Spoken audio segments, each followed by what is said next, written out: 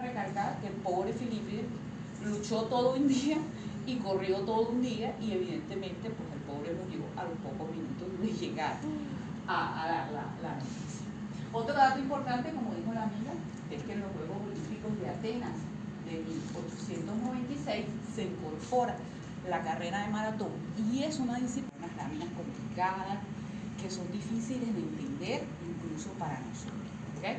Lo que voy a pasearme son por unos aspectos que considero son importantes para que ustedes puedan aplicarlos en el entrenamiento y cómo rendir durante la carrera. Voy a comenzar básicamente por la hipertrofia de las fibras musculares. Esto evidentemente tiene una incidencia importante en algo que llamamos el volumen sistólico. ¿Y qué es el volumen sistólico? Simple y llanamente la cantidad de sangre que sale del corazón a distribuirse en los diferentes tejidos, evidentemente oxigenada y cargada de nutrientes, ¿no? Una vez que ese flujo sanguíneo llega del corazón a los tejidos, específicamente vamos a concentrarnos en los músculos, hay tres factores que son importantes para que esto sea óptimo, o este volumen sistólico sea óptimo. Primero, la cantidad de eritrocitos o glóbulos rojos que tenemos circulando. Segundo, la concentración o la cantidad de hemoglobina que tenemos circulando, que sabemos que es la molécula reina para el transporte de hemoglobina. Y esto veremos más adelante por qué es importante la tolerancia. Y por último, en este orden de ideas, en la medida en que desarrollamos o hacemos actividades físicas constantes, la circulación hacia los diferentes tejidos, específicamente los músculos, aumenta. Y esto permite que haya un mayor intercambio de oxígeno y de nutrientes. En cuanto a los aspectos musculares, dos cosas voy a resaltar aquí. Lo primero es qué sucede una vez que llega esa sangre oxigenada y cargada de nutrientes. Bueno, evidentemente tenemos que producir energía y esa energía la vamos a producir a través del ATP o el adenosíntrifosfato. ¿Okay? El adenosíntrifosfato es una molécula o es la molécula que se encarga, digámoslo así, de que haya que da la energía para que haya una contracción muscular efectiva. Ahora bien, en términos sencillos, no nos vamos a enredar con esto. El ATP se produce a nivel mitocondrial en la célula, específicamente a nivel muscular, y se produce a partir del desdoblamiento de lo que son glucosa, ácidos grasos o proteínas y oxígeno, para liberar o formar entonces la molécula de ATP. El otro punto que quiero tocar, porque ustedes entrenan mucho con el VO2, ¿ok?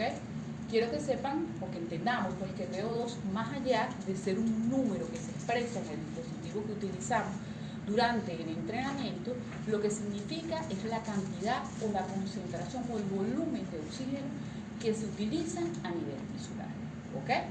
Entonces, cuando entrenamos, uno de los objetivos fundamentales en estas carreras de resistencia no es que aumentemos el VO2, es que disminuyamos el VO2. ¿Por qué? Porque simple y llanamente voy a correr con una menor utilización de energía y voy a poder durante la carrera aumentar o disminuir la utilización de la misma para que de esta forma yo pueda terminar la carrera en forma, vamos a decirlo así, más fácil y con menos consumo de energía. En cuanto a los aspectos metabólicos del lactato y del máximo estado estable del lactato. Bueno, voy a hablarles del metabolismo anaeróbico y anaeróbico en términos grandes. Nosotros hablamos mucho en los gimnasios, en los sitios de entrenamiento, de aerobiosis y anaerobiosis.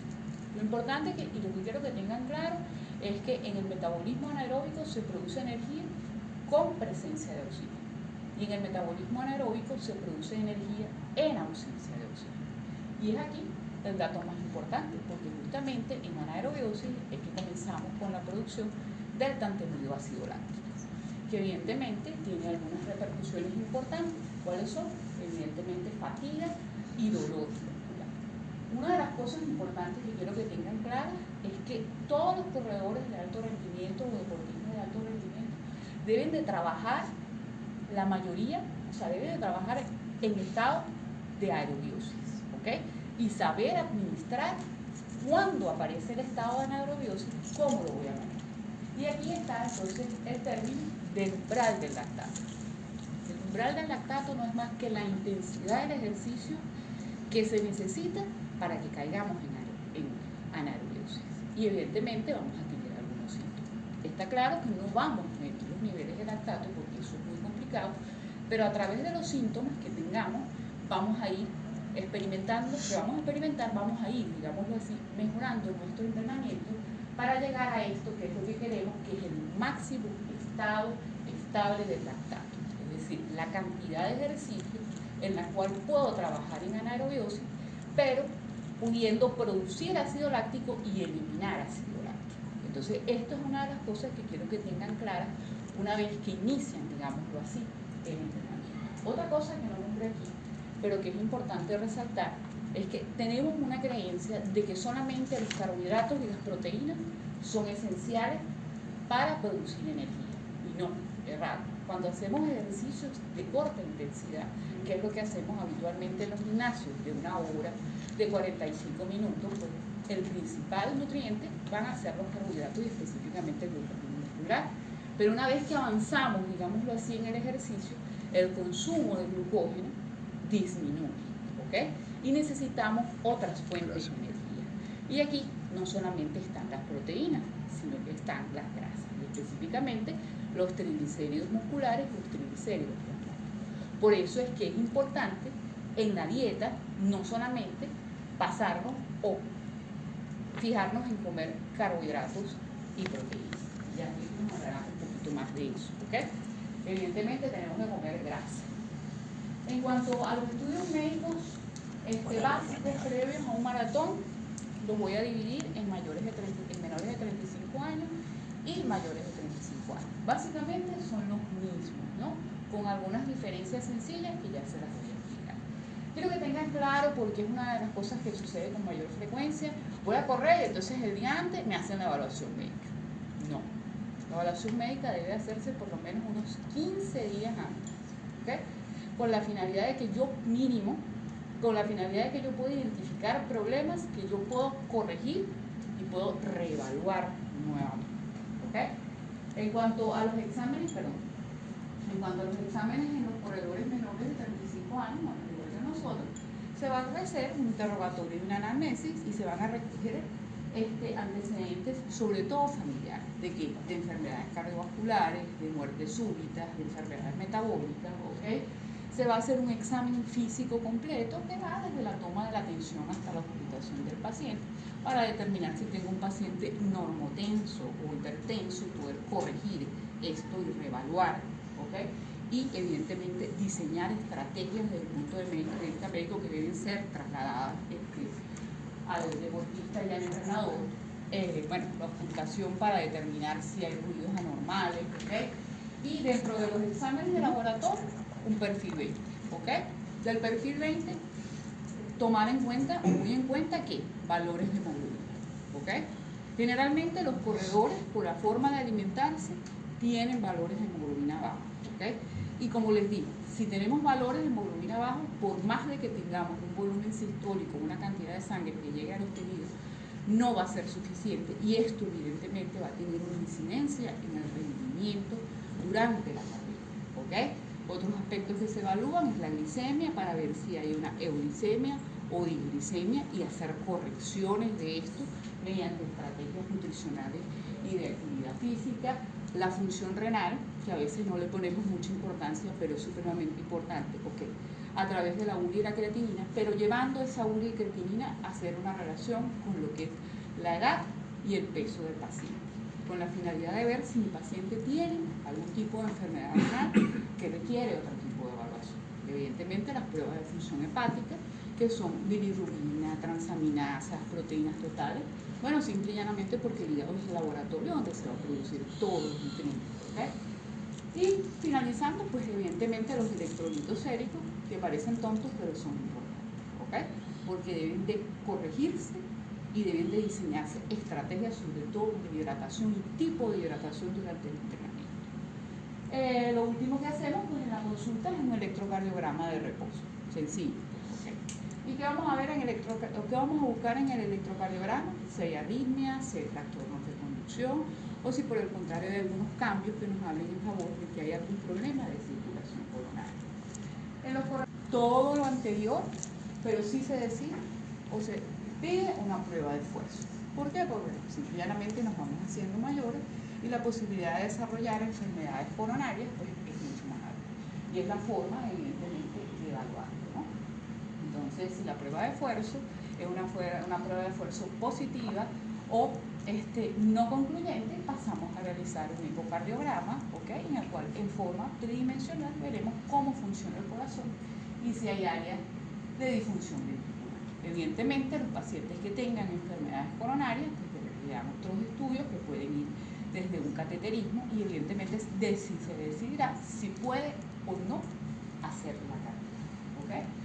En cuanto a las lesiones y complicaciones, bueno, las lesiones osteomusculares son frecuentes, entre ellas están la fascitis plantar, la tendinopatía equiniana, la condromalacia rotuniana y el síndrome del corredor. Yo no me voy a ocupar mucho de esto, porque esto se van a ocupar los otros, ¿no? Entonces, pero sí me voy a ocupar de algunas complicaciones, o de una complicación médica que considero bien importante y muy frecuente, ¿ok? Como una complicación frecuente, ¿ok? Y evidentemente afecta el rendimiento de la carrera entre un 10 a un 40% minimizando, ¿ok? Y en oportunidades puede ser fatal. Es importante que tengan claro que pérdidas tan pequeñas como el 1 a 2% del peso corporal van a dar síntomas, como son sed, fatiga muscular y cefalea. Y en la medida en que vamos avanzando en esos porcentajes de deshidratación, puede presentarse complicaciones graves como son el colapso del corredor, la muerte súbita por desequilibrio hidroelectrolítico, y estas son las cosas que tenemos que tener presentes para evitarlas y evidentemente optimizar el rendimiento de la carrera. Es conveniente hidratarse antes, durante y después, ¿ok? Entonces, ¿cómo podemos hacer esto? Antes, quiero decir, días previos al maratón, tengo entendido, solo saben mejor ustedes que yo, que el kilometraje que se hace es menor, por ende, la cantidad de agua que se toma o de sustancias isotónicas o de bebidas isotónicas puede ser la misma. Sin embargo, al día de la hidratación, de la carrera, 1 o 2 horas antes debemos de comenzar a hidratar. Y se recomienda más o menos entre 50 a 700 ml de agua. Digo 1 o 2 horas antes, bueno, primero porque eso tiene que absorberse y segundo porque tengo que eliminarlo. Y cuando lo elimino, ¿qué evalúo? La calidad de mi orina. Es decir, si mi orina está clara o si mi orina por el contrario está oscura o concentrada. Si mi orina está oscura o concentrada, evidentemente mi hidratación es mala y evidentemente eso va a tener una incidencia en el rendimiento de mi carrera. Durante la carrera, las recomendaciones son ingerir entre 100 a 200 ml cada 15 o 20 minutos. Bueno, esto evidentemente es variable. ¿Por qué? Porque va a depender del peso, va a depender de factores ambientales como son el calor o la humedad en un momento determinado, pero lo que se recomienda básicamente es esto, ¿ok? Y es importante que tengan claro que no debo esperar tener sed para comenzar a hidratar. Debo de hacerlo antes e ir distribuyendo esto, teniendo en cuenta la distancia de los puntos de avituallamiento, ¿ok? Para no esperar deshidratarme y no poder concluir la carrera. Después del maratón, bueno, miren lo bueno, estamos felices, llegamos, ganamos y bueno, nos olvidamos tanto de la nutrición como evidentemente de la hidratación. Y esto no es bueno, ¿no? Entonces lo que se recomienda básicamente es después del maratón, durante las primeras 6 horas, comenzar a hacer una reposición con el 150% del peso perdido, ¿ok? El otro punto que considero importante aquí nombrar es ¿qué voy a tomar durante el maratón? ¿Agua o bebidas isotónicas? Lo primero que quiero que tengan claro es que el agua no repone electrolitos ni da nutrientes. ¿Qué quiero decir con esto? Que para carreras cortas o entrenamientos cortos como los que hacemos, la toma de agua sola es perfecta. Pero en la medida en que aumenta, digámoslo así, la intensidad de la carrera, voy a comenzar a perder electrolitos y voy a requerir nutrientes para mantenerme estable durante todo el día. Y entonces aquí es que viene el diseño de las llamadas bebidas isotónicas. Y son isotónicas, ¿por qué? Porque simple y llanamente tienen componentes que permiten que tengan la misma osmolaridad plasmática y permitan hidratar. Las bebidas isotónicas básicamente reponen electrolitos y carbohidratos. La composición en cuanto a calorías puede variar entre 80 a 350 kilocalorías y el consumo o la escogencia de la bebida va a depender del corredor. Lo básico que tienen es un 75% de carbohidratos de alto índice glucémico, como son glucosa, sacarosa o maltodextrina, y tienen sodio. Y el porcentaje o la cantidad de sodio va entre 46 a 1150 miligramos de sodio por litro. Ahora bien, la pregunta: ¿cómo debo entonces ingerir bebidas isotónicas? ¿Cuándo debo ingerir las bebidas isotónicas? Según las revisiones que hice y oyendo a maratonistas expertos, ellos recomiendan que la hidratación previa se haga con bebidas isotónicas y que una vez que arranca el maratón hagamos una mezcla entre agua y bebidas isotónicas. Y se recomienda el uso de bebidas isotónicas específicamente después de los 70 o 90 minutos de carrera, ¿ok? Porque ya aquí comenzamos entonces con la pérdida y con la necesidad de tener más glucosa o energía para poder producir una contracción muscular. Igualmente recomiendan después del entrenamiento, después de finalizado el maratón, el uso de bebidas isotónicas. ¿Ok? Esto es más o menos. Como le dije, con mucho respeto, porque ustedes evidentemente saben que es un poco por decirlo. Y lo que quiero decir es que, bueno, prepara tu estrategia. Aprende a entrenar, distribuye el tiempo.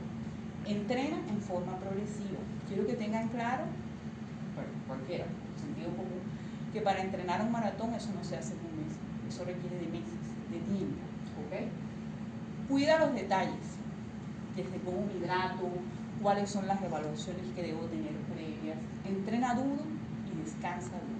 Si no descansas y no duermes en forma efectiva, el entrenamiento se va a ver afectado y de esta forma no lograremos nada. En cuanto al equipo o al equipamiento, bueno, ustedes saben más que yo de eso, calzados adecuados y una ropa que sea cómoda, que quiero decir que nos cubra del sol, pero que también nos permita una pérdida de sudor adecuada y que no nos pese, digámoslo así, durante el ejercicio. No te lesiones. Eso significa que debo saber entrenar para evitar el tipo de lesiones que debo de tener. Evidentemente, evaluaciones que van desde el punto de vista médico hasta el punto de vista de fisiatría, de cómo corro. ¿Ok? Y lo último, no te obsesiones. Disfruta lo que vas a hacer. Que me parece que ya es un viaje inmenso. Porque llegar a la meta, considero que es muchas gracias, Emilia. Gracias por Vamos a hablar hoy un poco sobre la importancia del fisio en la preparación del runner y nos vamos a enfocar en el antes, el durante y el después.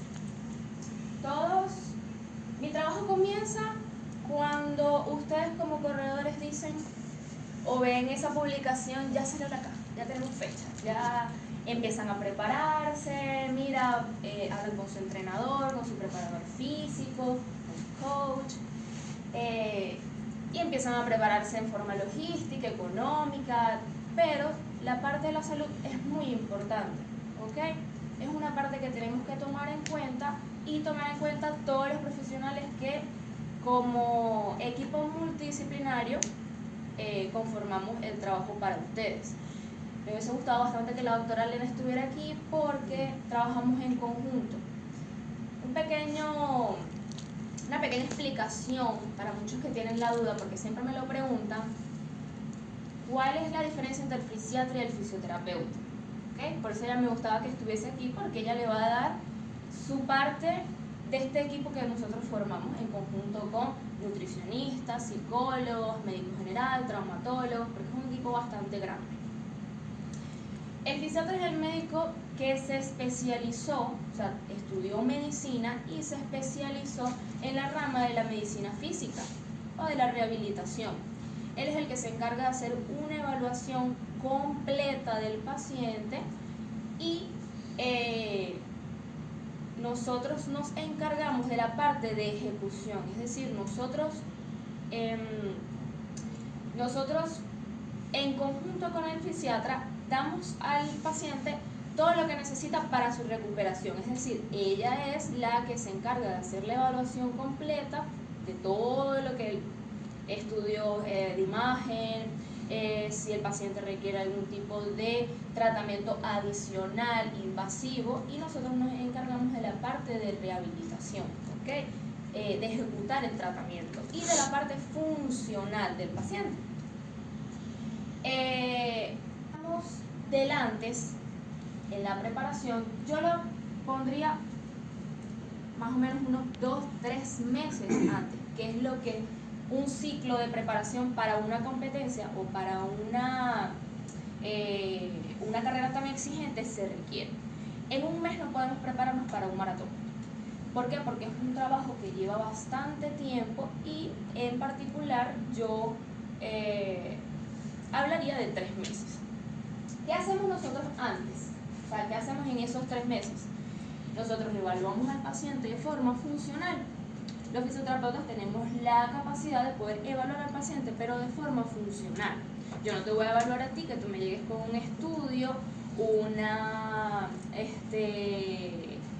hematología completa o una resonancia, y te voy a decir, mira, tú tienes esto. No, yo te voy a evaluar cómo tú te mueves, cómo tú te estás desenvolviendo en tu práctica deportiva. ¿Para qué? Para poder buscar los puntos débiles de esa persona o de ese competidor o de ese runner. Entonces, buscamos, ¿qué queremos con la evaluación? Buscamos puntos débiles, buscamos también esos pequeños aspectos que nosotros podamos potenciar para aumentar el rendimiento de ese deportista, perdón. ¿Cómo lo hacemos? Mediante la evaluación física, fisioterapéutica, y con la evaluación fisioterapéutica, y nos planteamos una cantidad de objetivos para cumplirlo en esos meses. Ahí es donde viene el durante. Durante para nosotros no quiere decir el día de la carrera. Obviamente el día de la carrera nosotros muy poco vamos a hacer por ustedes, pero es lo que durante el periodo de esos 3 meses nosotros pudimos aportar como fisioterapeutas. Y después, obviamente, viene la parte donde trabajamos esas cositas que se pudieron haber, digamos, esos desajustes que se hicieron durante la carrera. Entonces, antes buscamos esos puntos débiles que tiene ese corredor, esos posibles aspectos que podemos potenciar, y planificamos. ¿Qué planificamos? Vamos a planificar una estrategia o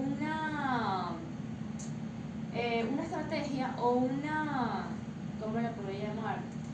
Un protocolo donde yo, como fisioterapeuta, tomando en cuenta todas las indicaciones de los médicos o de los especialistas que antes trataron ese runner, sean fisiatras, traumatólogos, estoy hablando de un atleta sano. ¿Por qué hablo de un atleta sano? Porque ya cambiaría un poco el esquema del fisioterapeuta en ese runner que tenga alguna condición o alguna lesión. Entonces empezaríamos por tratar de que obviamente ese atleta esté lo más al 100 posible para poder cumplir con su entrenamiento. Algo importante es que peleamos mucho con los entrenadores, que nosotros le cambiamos las rutinas a los corredores. No se las cambiamos, le adaptamos el entrenamiento a su condición. Nosotros no buscamos el reposo del atleta porque sabemos que él quiere cumplir esa meta, pero también muchos entrenadores no entienden los periodos de reposo, o también muchos atletas no cumplen con sus periodos de reposo, y es donde viene la parte mala de mi trabajo, donde tengo que tratar las lesiones por sobrecarga, por exceso de fatiga, porque el corredor nunca se puso o no le puso el ojo a su técnica adecuada de carrera, o muchos factores que pueden influir en que un atleta se lesione. Entonces, mi trabajo no es cumplir un rol de entrenador, mi trabajo no es quitarle el trabajo al entrenador, sino trabajar en conjunto. es de donde viene la planificación y todo el esquema que trabajamos o que utilizamos para abordar a ese atleta. No lo llamo paciente porque estamos hablando de un atleta. Luego de que planificamos en que, como les dije, el abordaje terapéutico, en caso de que no tenga ninguna lesión, obviamente tal vez nosotros llegamos al 100 a la preparación del la preparación del maratón, pero quizás en el camino, mira, tuve alguna pequeña molestia, abordamos esa parte allí para tratar de que esté lo más al 100 posible. Entrenamiento preventivo. ¿Qué quiere decir entrenamiento preventivo? Obviamente, correr un maratón es una exigencia. Ponemos a prueba nuestra resistencia, ponemos a prueba muchísimos aspectos, tanto mentales, emocionales, una cantidad de cosas. ¿En qué nos enfocamos nosotros? En trabajar esas debilidades o en trabajar esas pequeñas cosas que nos van a estar como dando un indicativo de que ese atleta puede llegar a sufrir una lesión por X cosa. Ejemplo, tengo un paciente con inestabilidad a nivel de la articulación del tobillo. ¿Qué me voy a enfocar yo? Ese paciente me está sufriendo mucho de fascitis plantar, me está sufriendo mucho de tal vez esguinces recurrentes de tobillo, me está sufriendo mucho de molestias en la rodilla, inestabilidad de la rodilla. Entonces, ¿qué me voy a enfocar yo? Entrenamiento de estabilidad, equilibrio, fortalecer toda esa musculatura que me está a mí dando un indicativo que esa articulación no está estable. Entonces, eso es lo que nosotros nos referimos en entrenamiento preventivo. Un entrenamiento que me enfoque en mí o que se enfoque en esos puntos débiles, para luego indicar un fortalecimiento específico. Es muy importante, no nada más, como muchos creen, correr es simplemente correr y ya. O los runners solamente corren y ya. No. Todo nadador, todo corredor, ciclista, tenista, beisbolista tiene que realizar fortalecimiento, y el fortalecimiento se hace con un entrenamiento que se enfoque en esa parte, no nada más es sumar kilómetros, hacer series, farlet, etcétera, o lo que me exija mi entrenador. Tengo que hacer un fortalecimiento porque esto me va a ayudar a mí en un 99.9% a reducir el índice de lesiones. ¿Ok? Músculos fuertes, articulaciones fuertes, atletas fuertes. ¿Ok? Entonces, fortalecimiento específico es muy importante. Y también trabajamos lo que es la movilidad y el estiramiento o stretching en el paciente. En este periodo, recuerden que estamos en el periodo durante. ¿Ok? Me gusta mucho que los atletas realicen los estiramientos o los trabajos de movilidad ellos solos, es decir, de forma activa, para que, como muchos de acá han sido pacientes míos, me gusta mucho enseñarles muchas formas en las que pueden en su casa o luego de su rutina de entrenamiento poderse ayudar con la parte de movilidad y estiramiento. O sea, no tienen que ir a una sesión conmigo para que yo le haga los estiramientos. Es importante que el atleta sepa y tenga o estructure una sesión de estiramiento para que él mismo pueda realizarlo y no tenga la excusa de que no lo he hecho porque no he ido al fisio o no sé cómo estirar, no sé qué estiramiento tengo que hacer. Entonces es importante que, o sea, a mí me gusta mucho que en ese periodo los atletas lo hagan por sí solos. ¿Ok? Aquí yo lo divido particularmente en dos, porque existe el recovery o recuperación antes de la carrera, que yo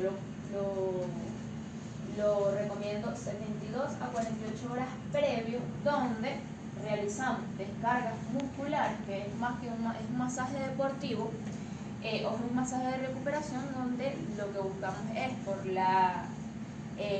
el nivel de entrenamiento se acumula mucho ácido láctico en los músculos que no es desechado totalmente, entonces queda allí y eso me da indicativo a mí de fatiga muscular, de mucha molestia, de un entrenamiento del que yo estaba acostumbrado a hacerlo de manera fácil, ya se me está haciendo muy muy molesto.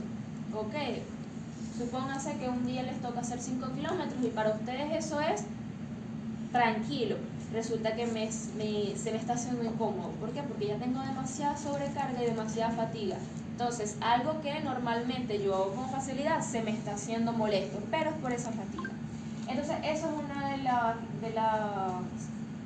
de las razones por qué nos gusta que realmente se realicen ese masaje. Hay personas que se lo hacen una semana antes, por lo menos yo en particular, me gusta aplicarlo 72 o 48 horas antes para que el efecto sea como que, o sea, el efecto lo podamos aprovechar más antes del maratón. Porque yo sé, porque lo sé, que les encanta correr hasta el día antes del maratón. Lo he visto. ¿Verdad, doctora? Es así. Entonces, si yo me hago el masaje una semana antes, yo sé que esa semana ese corredor va a seguir entrenando y se va a volver a sobrecargar. Entonces, por eso es que el día de la carrera se vuelven a sentir fatigados y dicen, cónchale, pero yo me hice el masaje de descarga y no me sirvió. Te lo hiciste una semana antes. Ya en una semana tú vuelves a acumular ácido láctico, tú vuelves a acumular tensión muscular, tú vuelves a sobrecargarte. Entonces, por eso es que yo particularmente lo aplico de las 72 y 48 horas antes. Este es un término ahorita nuevo, pero no es más que los baños de hielo o los baños de crioterapia. Por eso se llama método Wim Hof. Esto, de verdad que es genial. Tienen que hacerlo.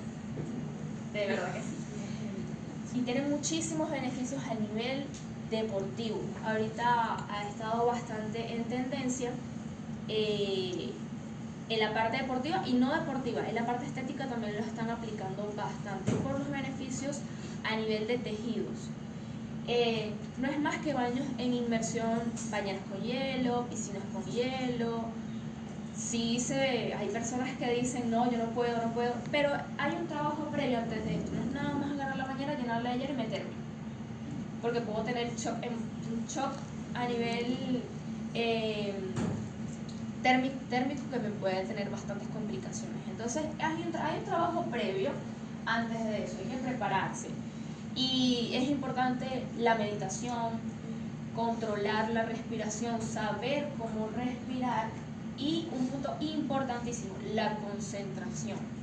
Porque entonces nos metemos en la bañera y empezamos a pensar en una cantidad de cosas, empezamos a pensar en el frío, tenemos un poco de gente alrededor y entonces no estamos concentrados. Entonces, esas son cosas, o sea, son métodos que debemos tener una preparación para poder también realizarlas.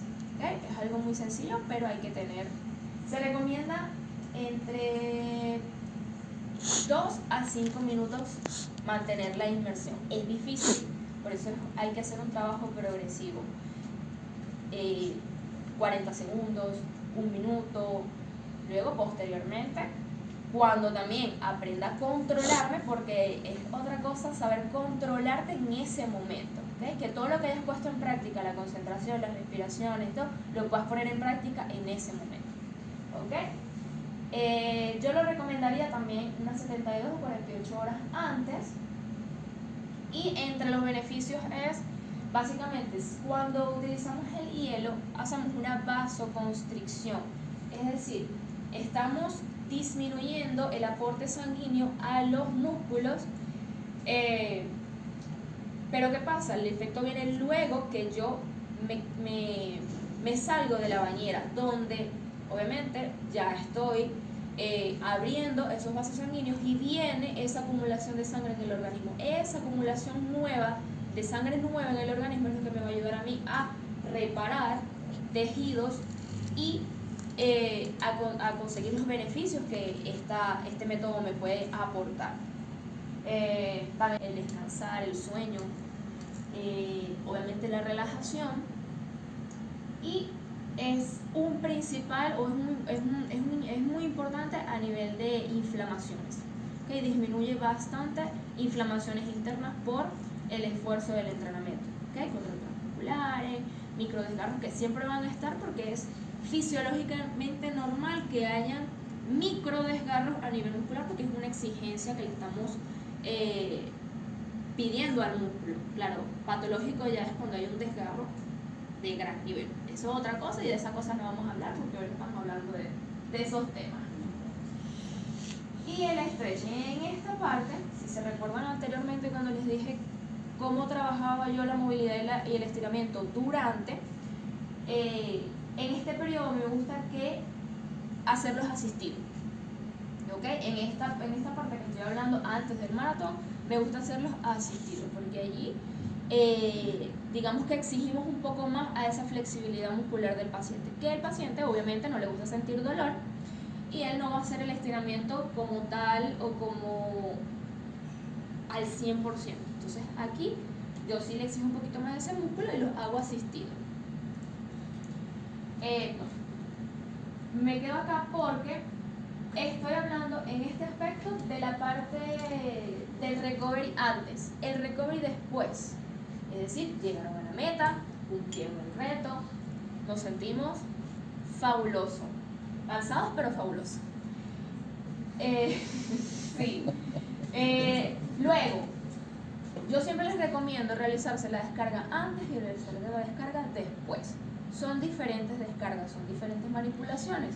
La de después, ya venimos con una carga de todo el trabajo que se hizo en ese maratón, donde hay muchísima acumulación de tensión, y el masaje ya es un poco más relajante. Ya hicimos un poco más relajante para que esa hipertonía muscular vuelva a su normalización y poder seguir, obviamente porque van a seguir su entrenamiento para sus próximas metas. Hay bañeras de hielo también en muchas carreras, no sé si en la CAF las hay, pero hay muchas carreras que tienen para los atletas estas bañeras. Es bueno que se las hagan, ¿ok? Pero deben esperar cierto tiempo, más o menos un tiempo prolongado por el shock térmico, que no vaya a ser más bien perjudicial, pero es bueno que lo hagan, ¿ok? Quienes lo han hecho saben que después que corren y se meten ahí, les relaja bastante. Y los estiramientos, que bueno, allí también estirar es importante después, también esperando un tiempo prolongado. No es que van a llegar y de una vez van a estirar, porque muchos también llegan y como también hay stands de fisios en las carreras, van de una vez y no, tienen que esperar un tiempo prolongado porque pasado, aunque ustedes ya pasan la meta, se cumplió,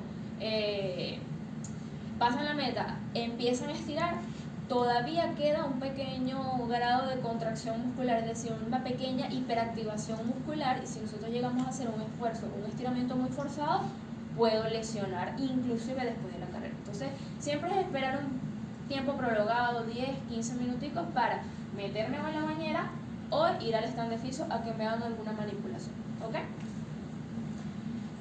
Mis recomendaciones. Mis recomendaciones, bueno, voy a decir un poco también como lo dijo la doctora. Ustedes saben más que yo, ustedes tienen su entrenadora, que realmente le tienen 100% de confianza, a quien siempre le hacen bastante caso, y es importante que obviamente le hagan caso a su entrenador, pero también hay muchas recomendaciones que tenemos para ustedes que también hay que tomarlas en cuenta. Obviamente descansar es muy importante. Cuando yo digo descansar, no digo nada más dormir.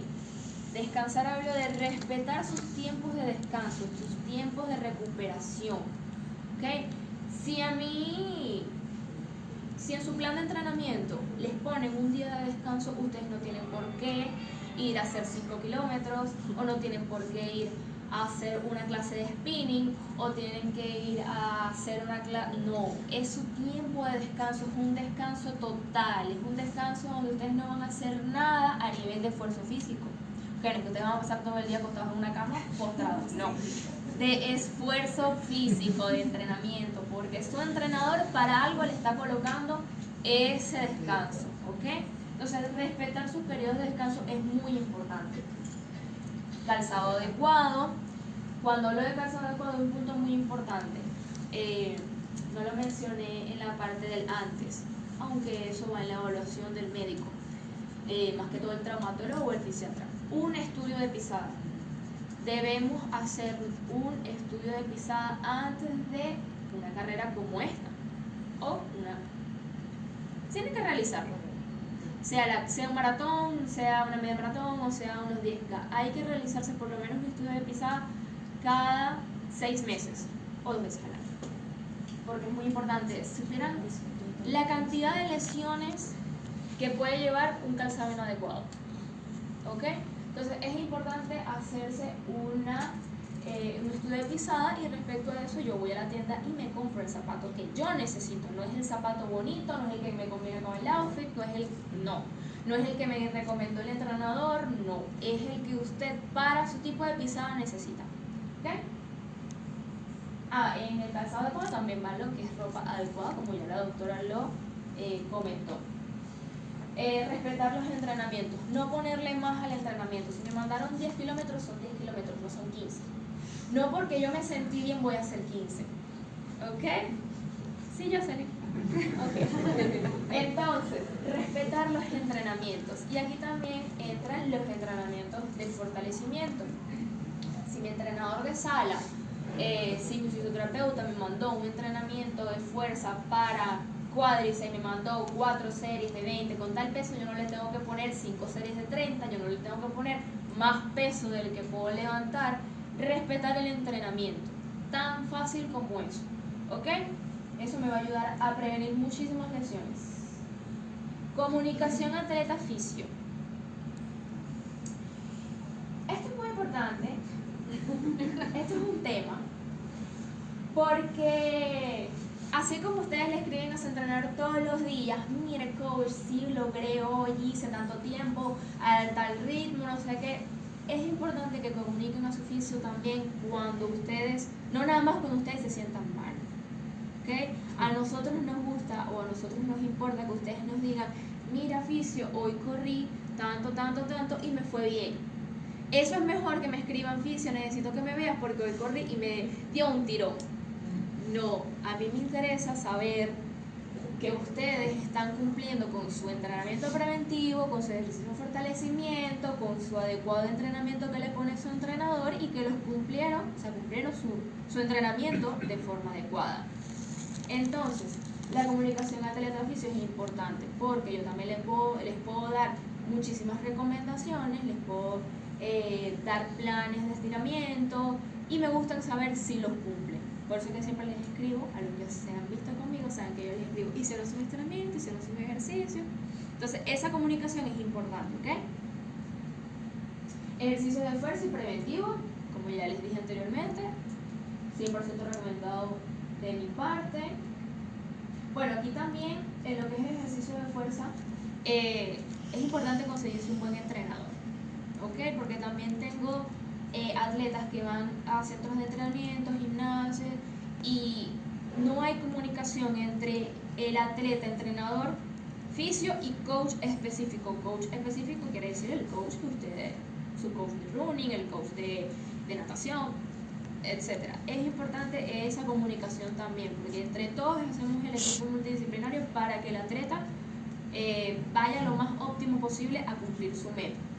Entonces, he visto muchos entrenadores que no respetan mucho lo que es el entrenamiento específico del atleta. Entonces le exigen más y el otro entrenador también le exige bastante, y ahí es donde hay una sobrecarga inmensa en el atleta. Entonces hay que también tratar de equilibrar esas cargas. Entonces, no es tampoco sobrecargar al atleta en que tiene que hacer todo el día entrenando, no. Hay que alternar el entrenamiento, ¿ok? No voy a ir a correr 21 kilómetros y después en la mañana y en la tarde me voy a ir a hacer 3.800, 500 ejercicios de pierna, porque, ¿me entienden? Más o menos es lo que uno... Por favor. El estiramiento es otra de las cosas que previene una cantidad de lesiones que ustedes no se imaginan. Entonces, yo sé que a ustedes les duele gastar en protocolos de terapia, en fisios. Entonces, si yo les doy herramientas a ustedes para que ustedes traten o puedan en lo mejor posible de mantenerse sanos, cumplan, ¿ok? Entonces, estirar es una de esas herramientas fabulosas y poderosas que yo les doy a mis atletas para que ellos estén lo más óptimos posible y yo no los tenga que ver tanto tiempo en las terapias. Es mal marketing para mí, pero realmente me gusta que el atleta esté en una buena condición. No me sirve un atleta que tenga que los tenga toda la semana metidos en el consultorio, ¿sí? Entonces los puedo ayudar de esa forma, que se mantengan sanos, no nada más para no seguir. Comer bien, hidratarse, que bueno, ahorita viene el duro en eso. Pero es importante comer e hidratarse, ¿ok? La parte de la hidratación me ayuda muchísimo con esos calambres fastidiosos que siempre me dicen. Que me da mucho calambre, que porque corre, será que me tengo mucha sobrecarga en las pantorrillas y vienen y se hacen 300 descargas conmigo y todavía siguen los calambres, pero es por un problema de deshidratación. Entonces es eso, saber identificar por qué me están pasando las cosas. Por eso siempre cuando me vienen a las descargas les pregunto, ¿están comiendo bien? ¿Están descansando? ¿Están tomando agua? ¿Están recuperando sus electrolitos?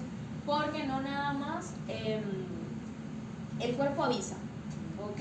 Hay que saber escucharlo. Y si por un lado yo trato algo y eso todavía me sigue dando un indicativo de lesión, entonces no es ese algo que yo traté, es otra cosa. Y muchas de esas otras cosas son estos tres sencillos. No descansar, no comer bien y no hidratarse, ¿ok? No es porque mis músculos están sobrecargados, no es porque tengo un tendón inflamado, no. Esos 3 simples pasos, ¿ok?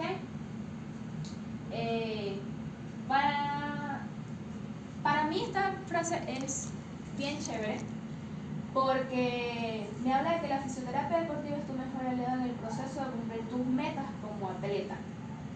Entonces, es aquí donde yo, para los distintos deportistas con los que trabajo, aporto ese granito de arena. Ese granito de arena en el que a mí me gusta enseñar, me gusta darle herramientas, como le venía diciendo, herramientas para que ustedes mismos sepan qué hacer en tal caso, no tenerlos todo el tiempo en la consulta, no tenerlos todo el tiempo lesionados. Entonces es una alianza que me gusta hacer con el atleta, me gusta que él sepa, que él identifique qué es lo que le está pasando y cómo tratarlo también de forma externa a mí, ¿ok? Entonces, esta cita... El tema que les vengo a hablar es sobre la vitamina D y el rendimiento deportivo. Mi nombre es Clarimel López, soy licenciada en bioanálisis, egresada de la UNO Bolívar y CEO de @Estudios Médicos Santa Fe.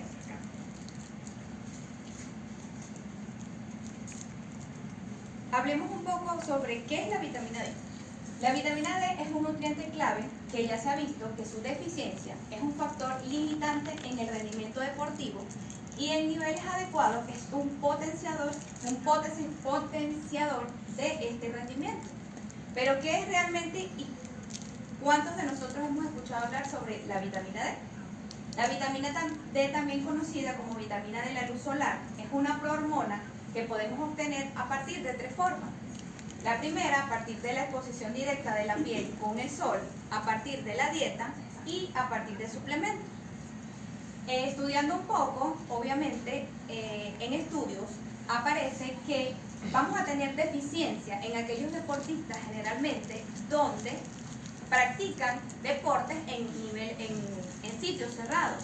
En el caso de nosotros, y digo nosotros porque ya me voy a incluir, porque me incluyo, los runners o maratonistas, podemos pensar de que bueno, estamos exentos porque practicamos el deporte al aire libre, pero esto tiene, como todo pero, tiene una regla, porque esto va a depender justamente de nuestra vestimenta que utilicemos a la hora de practicar el deporte. Deficiencias de vitamina D en deportistas. Vamos a obtener que los niveles bajos de vitamina D en sangre se relacionan con una mayor debilidad muscular después de hacer ejercicio intenso, mermando así la recuperación y afectando de este modo futuras sesiones de entrenamiento. También es importante tener unos buenos niveles de vitamina D durante una lesión, ya que nos ayudará a recuperar antes la fuerza que hayamos perdido, de modo que es esencial para deportistas que realizan cargo de peso de forma regular, ya que necesitan reforzar su estructura ósea y muscular. se ha visto que hay una correlación directa entre los niveles de vitamina D y una correcta función mitocondrial. Es decir, que vamos a tener una mejor producción de ATP, que es la molécula de la que obtenemos energía, y de este modo rendiremos mejor en los entrenamientos y generaremos más fuerza.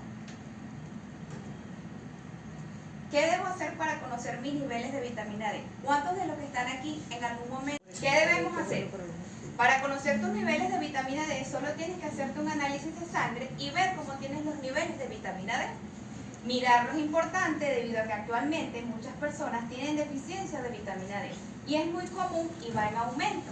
También es importante que no te fijes únicamente en la vitamina D.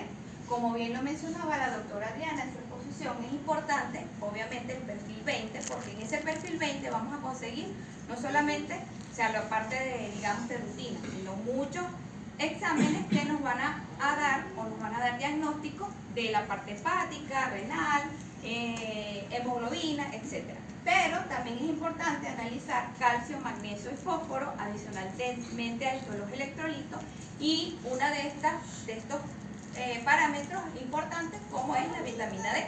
También vamos a tener vitamina B12, pero bueno, quise traerles justamente el tema de la vitamina D, ya les voy a explicar por qué, por sus beneficios.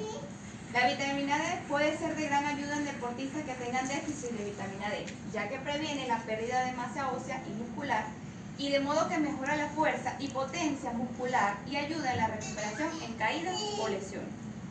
Quisimos hacer un ensayo el día de ayer, que les voy a pedir por favor la siguiente lámina, tengan un paciente desconocido, fue ayer al laboratorio, que seguramente aquí en la sala nadie lo conoce, y por favor les voy a pedir que por favor tengan ese secreto, porque no lo hice firmar para que me diera permiso para eso. Entonces tenemos que el paciente desconocido, que seguramente nadie lo conoce, por favor, Está bueno. vamos a... Este paciente masculino acudió el día de ayer, nadie lo conoce, aparentemente, bueno, no tenemos ningún indicio, no sabemos si come bien, si hace los entrenamientos, nada de eso, ni edad tampoco, o sea, y entonces quisimos probar el día de hoy este equipo, que es, digamos, a nivel de laboratorio, el último equipo que adquirimos, que está disponible, es un nivel y una metodología muy rápida, eficiente, y nos permite analizar muchísimos parámetros de laboratorio, inclusive entre ellos la vitamina D, y pues quisimos probarla, que mejor paciente desconocido que que no vamos a decir tampoco su nombre, se llama Miguel Martín. Entonces, posterior ayer, Miguel fue, centrifugamos la muestra, preservamos su suero. El día de hoy, obviamente, en presencia de ustedes, el equipo cuenta con un chip que es especial e única y exclusivamente para cada uno de los parámetros que lee, que es este chip que está aquí.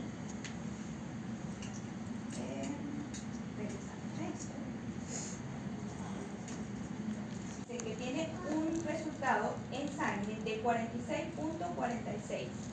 Si nos ubicamos aquí, los valores esperados, entonces vamos a tener que el paciente tiene deficiente cuando lo tenemos menos de 20.0 nanogramos de cilitro, insuficiente si tenemos menos de 30.0 nanogramos de cilitro, suficiente menor a 100 gramos de cilitro. En el caso del paciente desconocido tenemos un valor de 46.46. Por favor, licenciado, ayúdenme aquí, verifique cómo se cambia el resultado que arroja, por favor. Este de aquí, 46.46. Entonces, lo ubicamos en este rango de suficiente porque está en un valor menor a 100. Este nivel es importante de tóxico, porque ¿qué pasa? He tenido, y lo aclaro porque tengo pacientes que me dicen, bueno, no, pero yo voy a consumir vitamina D. Y es importante aclarar que el exceso de vitamina D obviamente llega a niveles tóxicos, o sea, es bien sea suplemento que usted se va a administrar exteriormente, tiene que ir bajo la supervisión del médico tratante, o sea, no es que porque yo tenga más vitamina D, voy a rendir más, no. Simplemente, o sea, según este análisis, si usted tiene está en alguno de estos rangos, el médico entonces puede indicarle por cierto tiempo el suministro exterior de la vitamina D. Aquí les quiero decir por qué me incluyo como runner, porque bueno, también me siento runner. Esta fue mi participación en uno del evento deportivo aquí en la ciudad. Y pues les quiero decir por último que no eres lo que logras, eres lo que superas. Así que bueno, ustedes todos son ganadores desde ahorita y bueno, mucha suerte en la competencia. Gracias.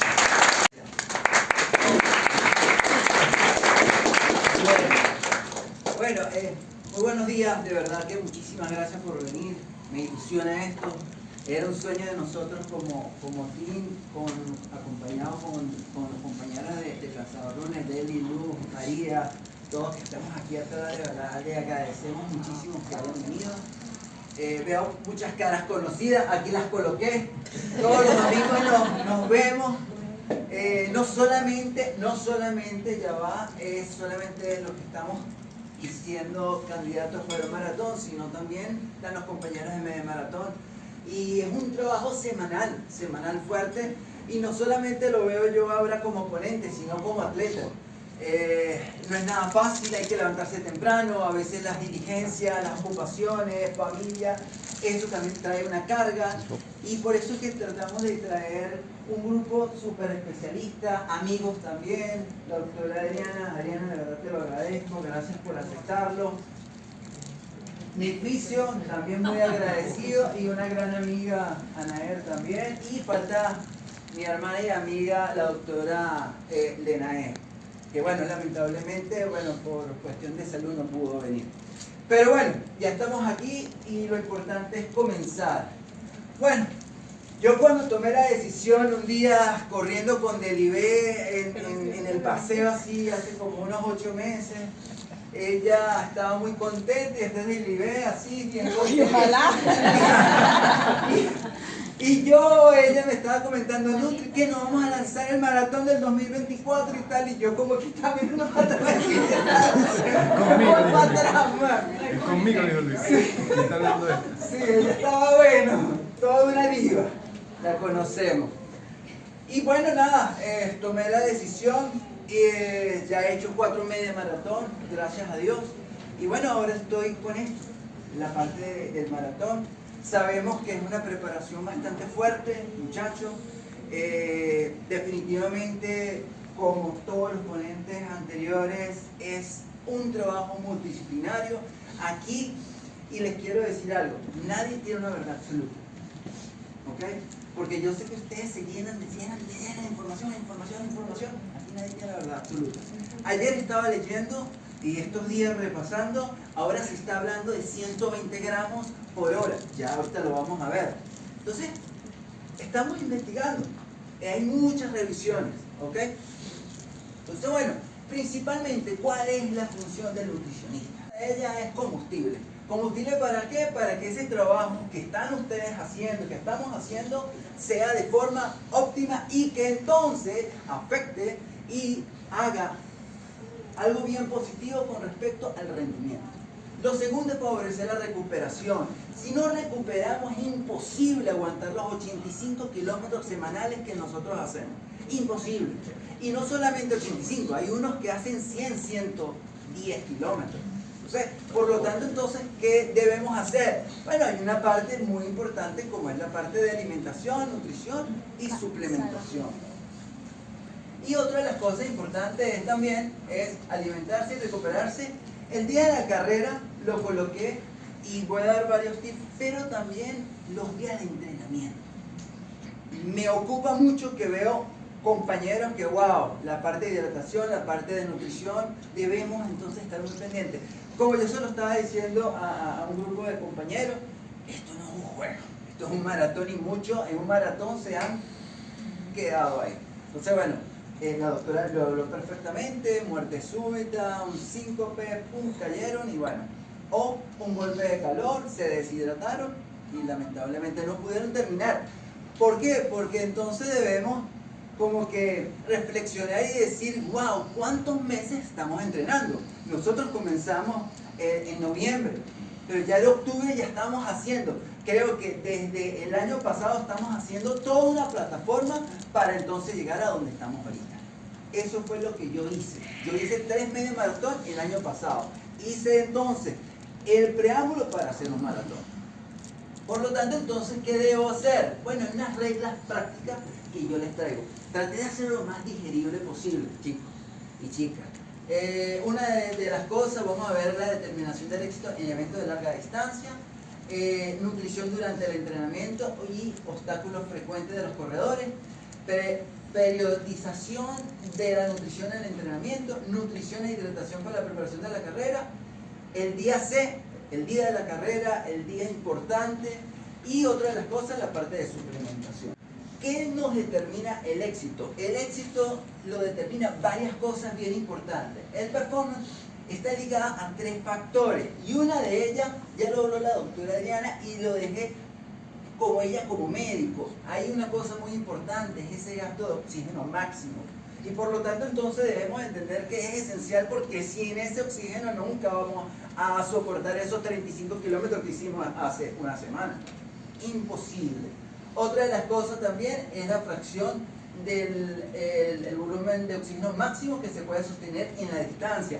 Sabemos, yo recuerdo cuando íbamos por Cisol, veía a Carlos Aine estaba delante mío y ese sol estaba súper fuerte y la frecuencia, tú sientes que la cosa va porque vamos en subida y viene el calor. Todo eso lo tenemos que ver. Por eso es que entonces la fisio decía los zapatos, cómo estamos vestidos, porque ese día, el día anterior, estábamos, no sé si te recuerdas, Deli, que corrimos 12 kilómetros y estaba el sol a las 9 de la mañana, estaba, bueno, súper todo nublado. Y ese día, bueno, ya a las 6:30 empezó el Catillo, bueno, a hacer esos rayos poderosos de vitamina D, y la cosa entonces se puso un poco, y yo le decía a las compañeras de media maratón y maratón, mira, aquí hay que hidratarse, porque si no, nos vamos a deshidratar. Y bueno, y otra de las cosas que también es muy importante con respecto a eso es la parte de la economía. Por eso es que si ustedes ven, a mí el domingo tengo mis 2 potecitos y el potecito aquí. José también tiene el potecito, eso también a mí me da confianza. Ahí entra toda esa parte psicológica y esa parte fisiológica del ejercicio. Rasgos importantes, chicos, hay unos rasgos físicos importantes en los maratonistas y en los medio maratonistas. Si ustedes ven, bueno, son porte delgado, niveles bajos de grasa subcutánea, son gente que tiene, ¿eso qué le va a permitir? Un desplazamiento mejor, menos peso, eso te va entonces a hacer que tenga mejor rendimiento. Por lo tanto, entonces, el performance va a mejorar muchísimo. Y otra de las cosas importantes, eso principalmente lo vemos con las mujeres corredoras, tienen muy bajos niveles de grasa en las extremidades inferiores. También en los élites, también de igual manera, hombres y mujeres, y ese es el somatotipo que tiene un corredor, tener grasas bien disminuidas. Ciertos retos, hay retos, obstáculos, y una de ellas, y por eso es que la doctora Adriana estaba hablando sobre las grasas, las proteínas, los carbohidratos. Yo sí voy a hablar de los carbohidratos. Los carbohidratos es el combustible principal. Y una de las cosas que vamos a ver, que es impresionante, de acuerdo a muchos estudios, los deportistas de resistencia nunca se cumplen los requerimientos que necesitan de carbohidratos por gramos por kilo de peso por día. Es impresionante, porque hoy saqué el mío y eran 700, yo peso 74 kilos, tengo que consumir 740 gramos de carbohidratos. Eso es una cantidad. Yo les voy a traer un ejemplo de una mujer de 58 kilos, porque es menos. Y con todo y todo no lo cubrió hasta 8 gramos. Es impresionante. Entonces, ¿cuál es la recomendación? 6-10 gramos por kilo por día, el programa de alta resistencia. ¿Cuál es la realidad? La gente no come todo. Y otra de las cosas que también pasa es que la gente le tiene miedo a los carbohidratos. Entonces, ¿qué es impresionante? Ese paciente con malnutrición por exceso, eso come, y ese no hace ejercicio. Y los que hacen ejercicio, bueno, no comen eso. Es una cosa que de verdad, es una cosa que a los buenos le dicen malo y a los malos le dicen bueno. Pero por eso estamos aquí. ¿Y qué debemos hacer? Bueno, priorizar carbohidratos densos y nutrientes para cubrir necesidades de nutrientes y no exceder el presupuesto de energía. ¿Por qué? Porque tiene que entender que si ese corredor está con sobrepeso o tiene, porque esto también puede pasar, hay corredores que tienen un volumen muscular fuerte, tienen una hipertrofia, entonces son mucho más pesados. ¿Y cuáles son esos carbohidratos densos en nutrientes? Bueno, puede ser un pan con vegetales, queso. El queso, recuerden que también es proteína, pero también proviene de la leche y entonces eso produce ¿qué? Carbohidratos también. Entonces ahí estás cubriendo entonces no solamente la reserva de carbohidratos, pero también la reserva de proteína y de grasa. A eso me refiero de carbohidratos densos. Otra de las cosas que debemos hacer, ingesta adecuada de proteína puede ser comprometida con restricción de energía para mantener un bajo peso y grasa. En los corredores, compañeros, en los corredores, aproximadamente por gramos por día debería ser de 1.2 a 1.4. Y eso tiene una razón, porque el consumo de carbohidratos tiene un 60%, un 65%. Porque si ustedes ven, las recomendaciones son bastante altas de carbohidratos. Y ahí entonces incluye también, importante, la grasa. ¿Ok? Entonces, la nutrición para el entrenamiento, retos y obstáculos. Una de ellas también está la parte de ¿qué? De la ingesta adecuada de energía y líquido durante las sesiones. Digamos, yo no sé cómo hacen, pero hay gente que en 16 kilómetros no bebe nada de agua. Hasta que un día, ¡pum!, se cayó. ¿En serio? Hasta que un día se cayó. Y no se cayó porque se tropezó, sino que le dio un golpe de calor y se deshidrató. Por lo tanto, entonces es bien importante. Y no va entendiendo, y la fisio lo dijo. ¿Por qué, compañeros? Porque la energía y los líquidos va a hacer que entonces disminuya ¿qué? Lesiones y comprometer algo del sistema inmunológico. A los que estamos entrenando. ¿Quién no estuvo enfermo en diciembre, a mediados de diciembre y finales de diciembre? Les dio una gripe, tal. A mí me pasó. ¿Y qué dije yo? Nada, sistema inmunológico, se los comenté a los muchachos.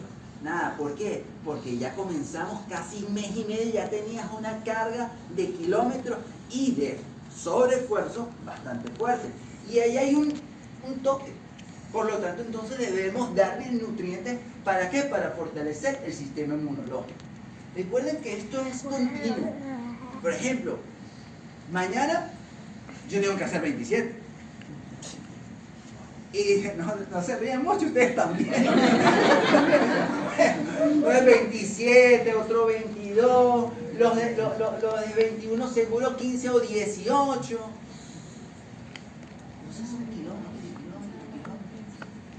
O lo que hicimos el jueves pista, fueron 10 por 1000.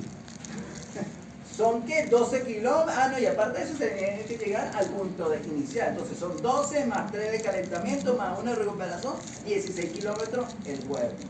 Kilómetros y kilómetros. Entonces, muy importante esta parte. Por eso es que la energía y los líquidos son esenciales para evitar esto. La recuperación entre sesiones. Hay algo que se llama las 3 R. Rehidratación, reparación y recarga de energía. Entonces es impresionante que llega la gente y hace 35 kilómetros, un domingo, llega a la casa, está apurado, no, que vamos a salir. Y se le olvidó la comida post-entrenamiento. Y come a las 2 de la tarde. Eso sí, parrilla con yuca, con tal. Pero pasaron 3 horas, 4 horas, 5 horas, ya caíste en un catabolismo. Lamentablemente, el cuerpo va a decir, yo necesito energía porque gasté 2000 y pico de calorías. Y lo que tenemos, Garvin, lo vemos. Por ejemplo, yo el domingo de 35 kilómetros gasté 2500 calorías y perdí 1,3 kilos. Bastante. Por lo tanto, entonces, ¿qué debemos hacer? debemos dar unos carbohidratos esenciales y después del post-entrenamiento 20 a 25 gramos de proteína. Y por cierto, actualización, ya dijeron que ya 20 y 25 no. Hay que dar ahora 40 gramos de proteína post-entrenamiento. ¿Y cómo se llena eso? Yo les voy a poner un ejemplo. Un huevo, una rebanada de queso, 30 gramos de pollo, 30 gramos de carne, 30 gramos de pescado, una rebanada de jamón, eso tiene 7 gramos. ¿Ok? Uno. Ok, pero si entonces necesito 40 gramos, ¿cuántos huevos serían? 7 por 7, 14, serían 28, imagínate, casi 6 huevos para llegar al 40. Pero, ¿qué dijeron los estudiosos? Ya va, estamos estudiando que 40 gramos post-entrenamiento cuando son este tipo de deporte.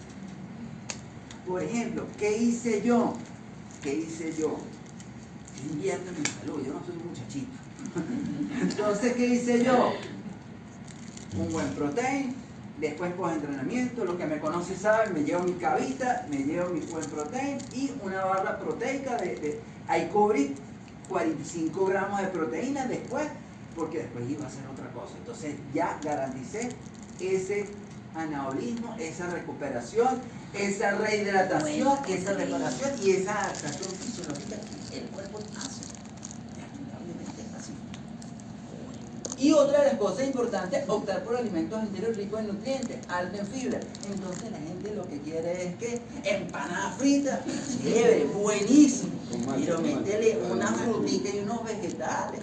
O si no, en el almuerzo, cómete entonces un plato de vegetales con proteínas, pollo, carne, pescado. Si quieres un pollo frito te lo comes. Y otra de las cosas, tus carbohidratos. ¿Cómo sería el plato de un deportista como nosotros que estamos haciendo media y maratón? La mitad del plato tiene que ser carbohidratos. El cuarto, proteína, y el cuarto, vegetales. ¿Por qué? Porque los vegetales te va a llenar de fibra, pero también te va a llenar de nutrientes ricos. ¿Para qué? Para fortalecer el sistema inmunológico. ¿Cómo es? Y la doctora habló de algo bien importante, el hierro. El hierro es muy importante. Decir algo, pero el hierro es muy importante y está en los alimentos, pero también está en los suplementos. Okay. Y programar entrenamiento alrededor de comidas principales. No, bueno, yo voy a entrenar a las 5 de la mañana y después entonces, pero no, a las 7 una cita con un cliente y se olvida el desayuno. Siempre traten. Por ejemplo, a mí me pasó hace una semana como experiencia. Por ocupaciones familiares, tuve que entrenar 20 por 600, imagínate, 20% en la pista. Y entrené a las 8 de la mañana. 8 de la mañana. Y terminé a las 11 de la mañana. Y a las 11:30 tenía un paciente en la clínica. ¿Qué hice yo? Hice programar. Me hicieron el desayuno cuando llegué, ya estaba la comida, me bañé y a la clínica. Todo esto lo tienen que pensar, chicos. Y eso es ahorita. No es dentro de una semana, 2 semanas, cuando ya tengamos la capa aquí. Es imposible. Esto es esencial. La doctora lo habló. El riesgo de deficiencia de hierro. Chicas, compañeras, colegas, recuerden que usted tiene menstruación. Y esas menstruaciones a veces están chéveres, pero a veces no están tan chéveres. Y por lo tanto, entonces tenemos mucho derrame. Entonces, ¿qué pasa con el hierro? Va. Y por lo tanto, entonces, ahí podríamos tener deficiencia de hierro. ¿Qué les recomiendo? Que cuando tengan la menstruación, incrementen el consumo de vegetales verdes, de granos, de carnes rojas, de pollo, de huevo. Hay que favorecer eso. Y recuerden que también la hemoglobina tiene una parte hemoglobina, es una parte proteica y una parte mineral. Entonces, por lo tanto, tenemos que dar adecuado. Y las fuentes ricas en hierro ya se las di. Hojas verdes, no, las hojas verdes tienen. Pero una recomendación, cuando se coman las hojas verdes, consuman alimentos ricos en vitamina C. ¿Por qué? Porque este hierro no es heménico, que significa que no tiene una muy buena biodisponibilidad a nivel del intestino. Pero si entonces le damos vitamina C, aumentamos la absorción. Y entonces, porque dentro de la vitamina C, una de sus funciones es aumentar la absorción del hierro. SNAP altos en hierro. Un SNAP puede ser, el caso es que el SNAP siempre pensamos una galleta, un bombón, pero, un dorito, pero un SNAP también podría ser un pan integral con carne molida y vegetales verdes. Eso puede ser un SNAP. ¿Okay?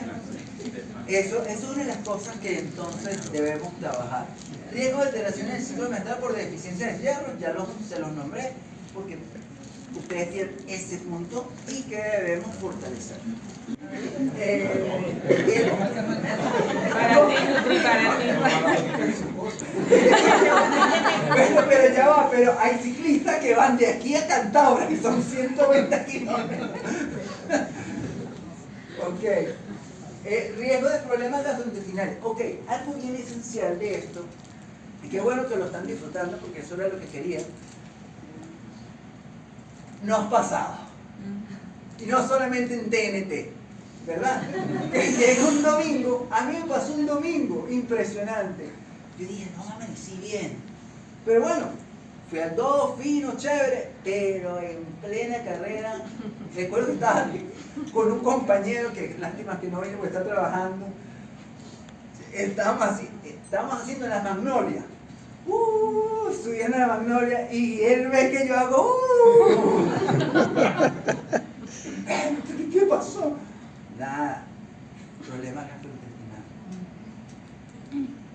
Y después me dijo, chamo, ¿qué pasó? No, todo bien, todo bien. Todo bien, no. Estaba era terriblemente mal. Nada, me metí en un monte y eso es bueno. Es terrible. Yo creo que todo ha pasado. Eso es guau. Y otra de las cosas también es, bueno, ayer me pasó lo mismo. Les comento, yo fui, a mí me echan gasolina en San Tomé, tal, porque trabajo en el hospital, me andé a las 4:30 de la mañana, me fui para allá, hice 2 horas de cola y me fui a correr. Ah, bueno, la rutina, man, impresionante la rutina. Ayer yo dije, impresionante, estaba en el kilómetro 6, estaba corriendo con una amiga y le dije, no, me voy. Chamo, ¿qué pasó? Me iban a hacer 10. No, me voy, chao. Eso pasa. A veces nos levantamos tarde porque el cansancio del domingo es fuerte. Entonces, vértale, ¿no? Y cuando estamos, porque recuerden algo, que cuando estamos haciendo esto, estamos haciendo la zancada, se está moviendo ¿qué? El intestino. Aumenta la motilidad intestinal. Y por lo tanto, entonces, y aparte de eso, si en la noche nos cayéramos a 3 cervecitas con una parrilla bien grasosa, eso entonces, ¿qué va a afectar? Ese riesgo. ¿Por qué? Porque estamos hablando de tipo de alimento, horario de comida. Les recomiendo, cuando nos toquen largo, y ya me pasó, error, siendo nutricionista y todo, también me pasa. Nada, comí tarde, 9 de la noche, y le dije a mi esposa después del domingo, sentí pesado. Y sí, la recomendación es comer más tardar a las 8. Más tardar, claro, yo iba a hacer la carga, pero la hice demasiado tarde. Y eso me afectó porque, ¿qué pasa? Que entonces nosotros nos levantamos a las 3:30, 4, porque a las 5 nos están esperando todo el grupo para salir. Entonces, todo eso afecta. Hablar de un poquito, este es el doctor Acer, de verdad que es un papá de nutrición, colega holandés. Es un monstruo peludo, de verdad que es wow, es impresionante. Él es un investigador, es atleta también. Y bueno, este señor dio y da unas recomendaciones. Cuando los entrenamientos son bajos, ok, podemos entrenar varias cosas importantes. Primero, el consumo de alimentos. Podemos, si entonces estamos con un sobrepeso, con una obesidad, que dice él, este es el momento de que bajes los carbohidratos, aumentas las proteínas y entonces haces una dieta hipocalórica. ¿Por qué? Porque estás haciendo una priorización a nivel de tu composición corporal. Y aparte de eso no tienes una carga fuerte. Pero cuando ya comienza entrenamientos altos, bueno, ahí sí tenemos que entonces decir, bueno, tenemos que ajustar los carbohidratos, ajustar los macronutrientes y micronutrientes. Hay micronutrientes que para el corredor son esenciales, ya ahorita lo van a ver, son muy importantes. Otra de las cosas importantes que él recomienda, bueno, podría ser un consumo de bicarbonato y de betalanina. Y otra de las cosas que también es muy importante es lo del estado de deshidratación. ¿Cómo podemos ver o cómo sabemos de forma muy simple el color de la orina? El color de la orina es un indicador fundamental para la hidratación. En un estado de hidratación normal es color amarillo claro, estás bien. Pero si el color, por ejemplo, te levantas 3:30, 4 de la mañana, vas a hacer 30 kilómetros, la orina está muy oscura, compañero, hay que hidratarse. Hay que hidratarse porque estás deshidratado y no puedes comenzar unos 30 kilómetros deshidratados. Por lo tanto, entonces, nutrición y preparación para la carrera. Una, la carga de carbohidratos. ¿Cuál es el objetivo? Maximizar y supercompensar el almacenamiento de glucógeno de los músculos para evitar que la reserva se agote. Y recuerden algo, no solamente el glucógeno está a nivel de todo lo que es el músculo, también está en el hígado. Pero en el hígado es menor cantidad, aproximadamente 70, 90 gramos de carbohidratos, pero el músculo almacena un poco más. Aparte de eso, ¿cuál es el protocolo? En el momento de la carrera, de 10 a 12 gramos por kilo por día.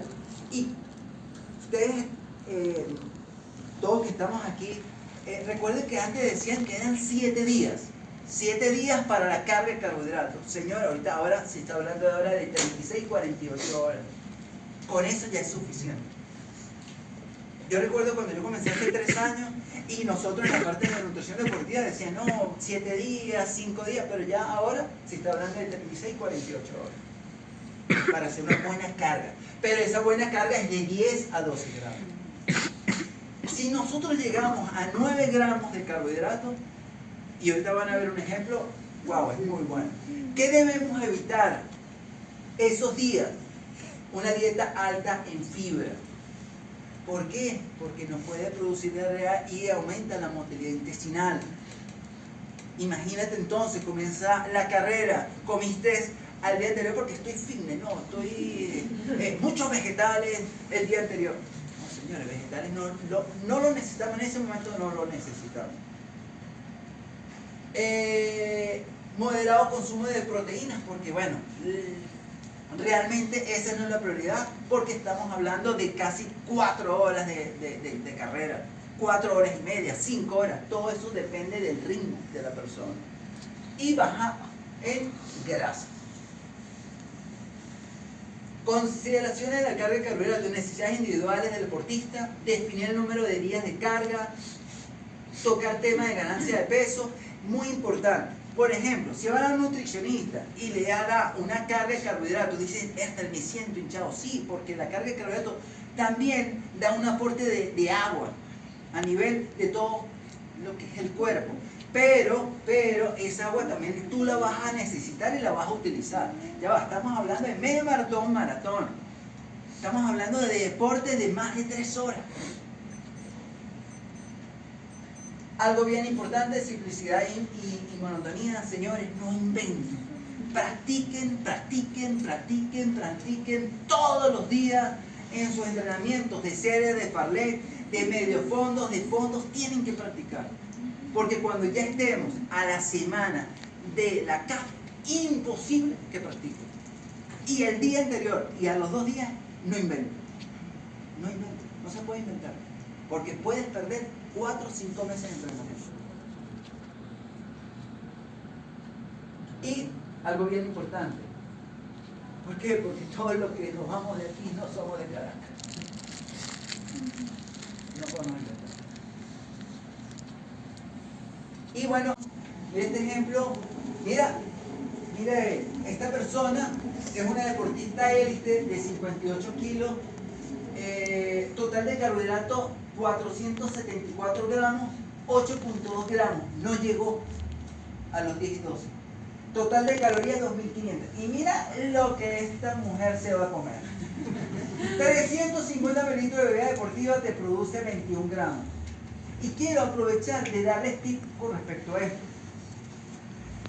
Y yo lo he practicado. Por ejemplo, una carga de carbohidratos muy buena para comenzar un 30-35 kilómetros es un cambur, te aporta 15 gramos. Si el cambur es muy grande, te puede aportar 30 gramos. Un cambur de 200 gramos.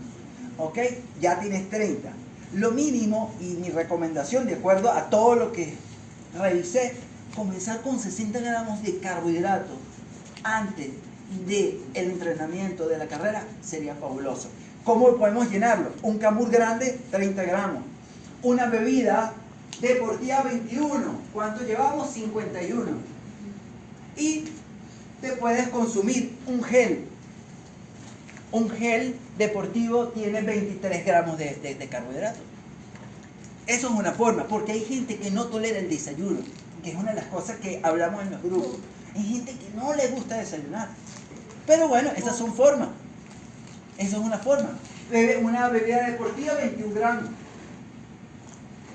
Aparte de eso, tienes un aporte de sodio, de potasio, de cloro, de magnesio, de líquido. Entonces, no es solamente el carbohidrato. Vamos a enfocarnos en todo lo que te puede dar el total de lo que yo estoy hablando.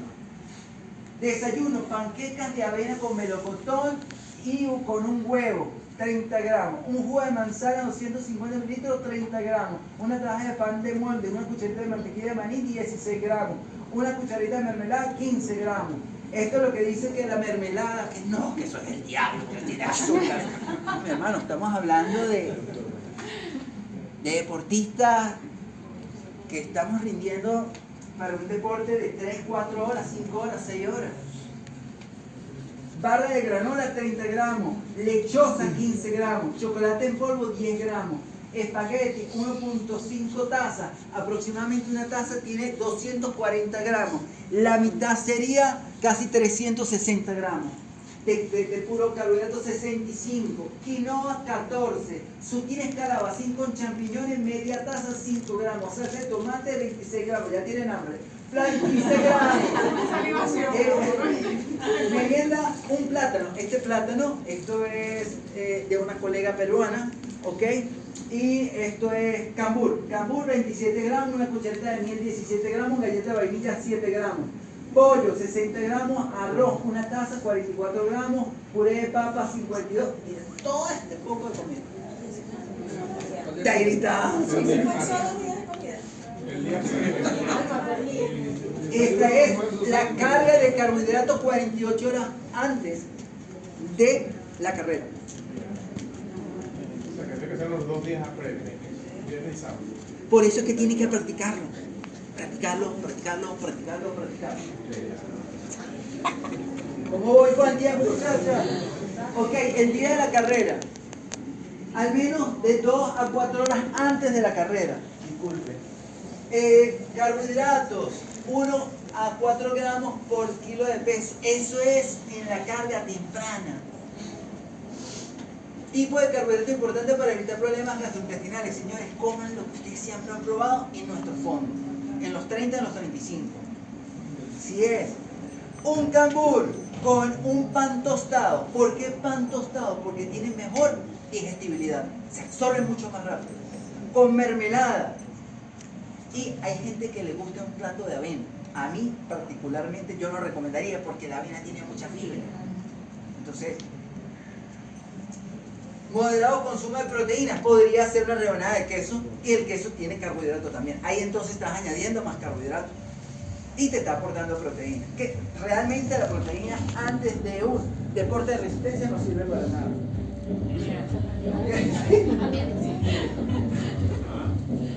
Y un snack adicional de 60 minutos antes de... ¿Qué podría ser un snack? Un gel. Un gel podría ser.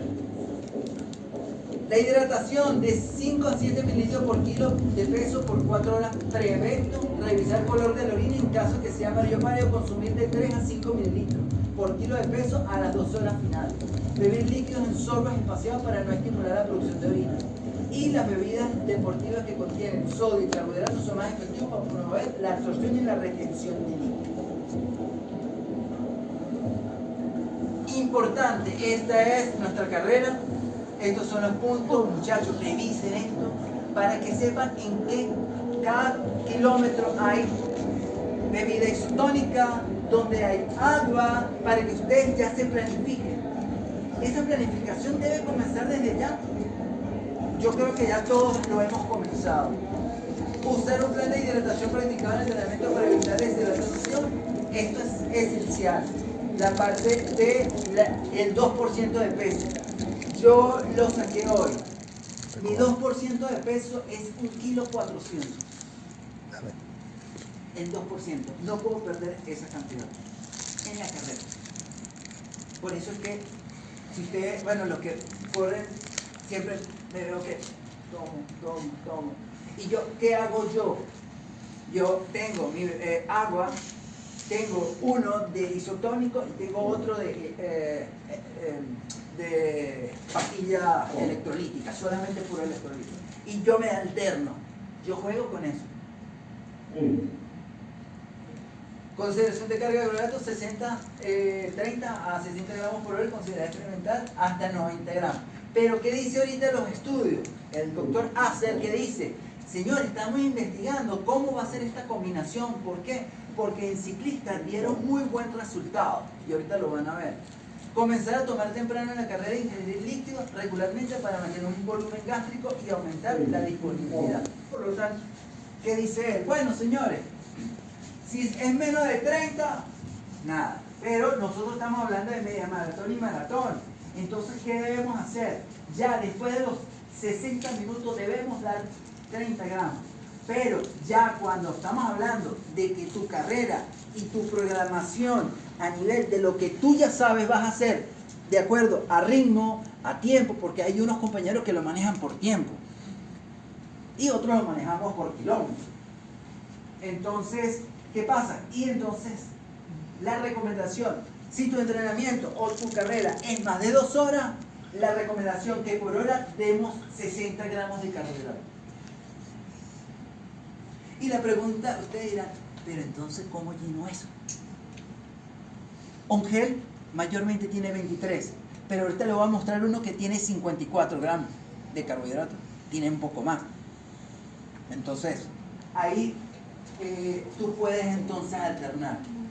Yo nunca he llegado a 90 gramos. Eso también se puede llegar con bebidas isotónicas como las marcas que nosotros conocemos, con un bocadillo, con gomitas. Hay compañeros que les gustan las gomitas, pero no gomitas como la de la marca que sabemos, no, otra gomita. Las gomitas naturales y las que compramos en los chinos y eso. ¿Ok? Entonces, por lo tanto, ¿cuál sería mi recomendación? Señores, el aporte de 60 gramos por hora es esencial. Para eso hay que invertir. Mira, el patrón de consumo de carbohidratos. Señores, mira. Ellos, un estudio 2020 de 12 runners, 100 minutos al 70% del volumen de oxígeno máximo, 11 de una solución de destroza al 10%. ¿Y qué mostró? Bueno, que 200 mililitros cada 20 minutos es mejor que 50 mililitros cada 5 minutos, porque hay gente que le gusta beber cada momento. Entonces, que ellos vieron, ¿verdad? Cada 20 minutos 200 mililitros es una buena opción. Y recuerda que eso no es 200 mililitros de un solo vez, sino que sorbo. Y el 23% más de oxidación de carbohidratos exógenos. Por lo tanto, entonces, ¿cuál es el resultado? Bueno, que la recomendación 200 mililitros cada 20 minutos. ¿Ok? La suplementación. Ya estamos terminando. ¿Cuáles son importantes? ¿Cuáles son esos micronutrientes esenciales? El sodio, esencial. ¿Por qué? Porque él da el equilibrio de líquidos, mantener presión arterial y apoyar la función nerviosa y muscular. Los atletas de resistencia pierden mucho sodio a través de sudor. Y no se preocupen cuando ustedes vean que la ropa se ponga blanca. Eso es puro sodio. Puro sodio. Cuando vean los chores blancos, así, eso es sodio. El potasio ayuda a regular el equilibrio del líquido para mantener la presión arterial y apoyar la función nerviosa y muscular. También juega un papel de conversión de la glucosa a glucógeno para el almacenamiento de energía. El magnesio es esencial, muy importante. Yo particularmente, estoy consumiendo, estoy suplementando la parte de magnesio, porque bueno, nada, la edad, el esfuerzo, muchas horas de entrenamiento, por lo tanto entonces, ¿qué me va a ayudar? A la función nerviosa, a la parte muscular, a mantener un ritmo cardíaco importante y apoyar la salud ósea. Y también entonces también juega un papel importante en el metabolismo energético y las contracciones musculares. Otro también, el calcio, es esencial para la salud ósea y función muscular. Ayuda a regular el ritmo cardíaco y apoya la función nerviosa. Ustedes se dan cuenta que entonces dentro del corredor entonces hay sistemas importantes. El sistema nervioso, el sistema óseo, el sistema muscular, y siempre lo estamos nombrando. El sistema cardíaco. Y bueno, entonces, ¿qué encontramos aquí? Por ejemplo, está viendo 360 por tableta de sodio. Muy buena. Esta es el Roctane, es muy bueno porque, bueno, esta marca lo diseñó para maratón y media maratón. Te aporta 140 por cada pastilla. Hay otros que son a nivel de efervescencia. Mira la importancia. ¿Por qué? Porque se gasta entre 400 a 800 miligramos de sodio por hora. Por eso es que el aporte de sodio va a ser esencial. Tenemos todos estos son geles que entonces te aportan sodio y te aportan carbohidratos. Voy a poner un ejemplo. Mira, aquí se está comparando varias marcas. Entonces, ¿qué pasa? Que hemos visto y ellos se están dando cuenta de que las combinaciones con maltodextrina, con fructosa, glucosa con fructosa, hace una mejor biodisponibilidad a nivel intestinal y evitamos lo que siempre quiere evitar un runner, problemas gastrointestinales, porque te puede sacar de la carrera. Este de sodio tiene 125. Este tiene de 20 a 30, este de 50, este tiene 60, este tiene 200. ¿Vio? Eso es lo que ustedes tienen que ver. ¿Cuánto de sodio? Si tiene cafeína, ¿cuánto de cafeína podemos consumir? Máximo 200 a 400 de cafeína se puede consumir por hora. Y hay personas que deben entrenarlo porque hay personas que le pueden producir problemas gástricos. ¿Ok? Entonces deben estar muy pendientes con respecto a eso. ¿Alguna pregunta? ¿Qué nombre le ponemos? Porque es mucho más allá. ¿En qué sentido? En que ese es el día donde yo me gradúo y donde voy a dar todo por sentirme bien, porque yo soy capaz, porque me siento poderoso, porque soy único, porque soy excepcional, porque estoy entrenando y dedicándome un tiempo que es para mí. Es un tiempo donde yo valido en mi interior que me amo tanto, me quiero tanto, que soy capaz de enfrentarme a un reto como este, a una actividad como esta que me va a permitir reforzar que soy único, poderoso, excepcional, capaz. Y que por supuesto dediqué tiempo para lograr esa meta. Si ustedes no lo fueran, esta sala estuviera llena de 30.000 habitantes, no sé cuánto tenga el Tigre, ¿no? Esto estuviese full. ¿Pero por qué hay pocos? Porque a nosotros es que nos interesa. Y somos únicos, capaces, y yo puedo hacerlo, ¿sí? Hay muchas afirmaciones que vamos a utilizar durante todo ese trayecto. Y ya les voy a explicar por qué. Está comprobado científicamente que las afirmaciones forman parte de un proceso de pensamiento que me permite, a la vez, dar las señales necesarias para que mi cerebro produzca neurotransmisores que me permitan sentirme bien. Ahora, si yo le meto el no por delante, el puedo, ¿qué dice? No puedo. Y si yo le digo no soy capaz y le meto el no, ok, ¿y cuál funciona mejor para yo? Porque mi cerebro se cree todo lo que le digo, ¿no? Él es uno de los procesos o de los órganos que se cree todo lo que usted le diga. Usted le dice que soy capaz, él se cree capaz. Usted le dice que usted es poderoso, que usted tiene la fortaleza, que usted se entrenó, que usted no dejó ningún detalle por ahí, como decía Luis, que se paró tarde, que tal, que no sé cuánto, que el estrés. Créaselo. Porque todo lo que usted meta aquí, su cerebro lo va a creer. Y si usted lo cree, usted lo va a crear. Y si usted confía en usted, no hay nadie que lo venga a engañar. ¿Sí?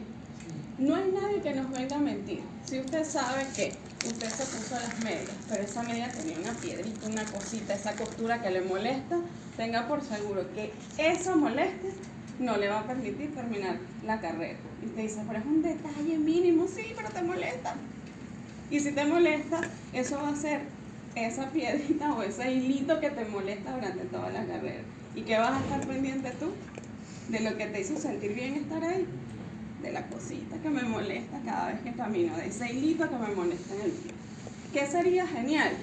Colocarnos en el espejo estilo Superwoman o estilo Superman y decir con eso que me voy a colocar y mirarme al espejo y validar que todo me queda cómodo y todo está a mi medida y el zapato está bien y le reviso la costura, no está roto, ¿sí? Que yo me sienta bien y que me mire al espejo para validar que todo lo que me voy a colocar ese día me queda bien y me siento bien, ¿sí?